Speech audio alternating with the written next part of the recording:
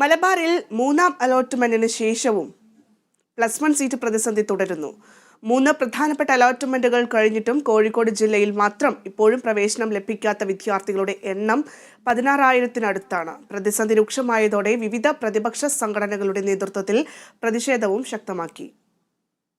+1 seat പ്രവേശനത്തിനായുള്ള മൂന്നാം allotment പൂർത്തിയായതോടെ ജില്ലയിൽ പുറത്തിരിക്കേണ്ടി വരുന്നത് 7,679 വിദ്യാർത്ഥികൾക്കാണ്. +1 സീറ്റിന് സർക്കാരിന് നേരിട്ട് പങ്കില്ലാത്ത മാനേജ്മെന്റ്, അൺഎയ്ഡഡ് എന്നിവയിലെ ഒഴിവുകൾ പരിഗണിച്ചാണ് വിദ്യാഭ്യാസ വകുപ്പ് സീറ്റുകൾ പുറത്തുവിട്ടത്.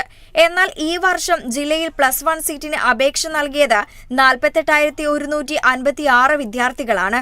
ഇതുപ്രകാരം 16,767 വിദ്യാർത്ഥികൾക്ക് പ്രവേശനം ലഭിച്ചിട്ടില്ല. സർക്കാർ പുറത്തുവിട്ട കണക്കുകൾ അനുസരിച്ച് ജില്ലയിൽ 9,088 സീറ്റുകളാണ് ഒഴിഞ്ഞുകിടക്കുന്നത്. ഇതിൽ പകുതിയിലധികവും സർക്കാരിന്റെ നിയന്ത്രണത്തിലുമല്ല. അതായത് എങ്ങനെ നോക്കിയാലും ജില്ലയിൽ മാത്രമായി നിരവധി വിദ്യാർത്ഥികൾക്ക് ഇഷ്ടപ്പെട്ട വിഷയങ്ങളിലോ സ്കൂളുകളിലോ അഡ്മിഷൻ കിട്ടില്ല. മുഴുവൻ മാർക്കും ലഭിച്ചിട്ടും സീറ്റ് ലഭിക്കാതെ പുറത്തു നിൽക്കുന്ന വിദ്യാർത്ഥികളും ജില്ലയിൽ നിലവിലുണ്ട്. മലബാറിൽ മുഴുവനായി പുറത്തായ വിദ്യാർത്ഥികളുടെ എണ്ണമെടുത്താൽ കണക്ക് ഇനിയും വർദ്ധിക്കും. ഇതോടുകൂടി സീറ്റ് പ്രതിസന്ധിക്ക് ശാശ്വത പരിഹാരം വേണമെന്നാവശ്യപ്പെട്ട് പ്രതിപക്ഷ വിദ്യാർത്ഥി സംഘടനകൾ പ്രതിഷേധം ശക്തമാക്കി. അതേസമയം സപ്ലിമെന്ററി അലോട്ട്മെന്റിലൂടെ വിഷയം പരിഹരിക്കാനാകുമെന്നാണ് സർക്കാരിന്റെ വിശദീകരണം. Kerala vision news, Kozhikode.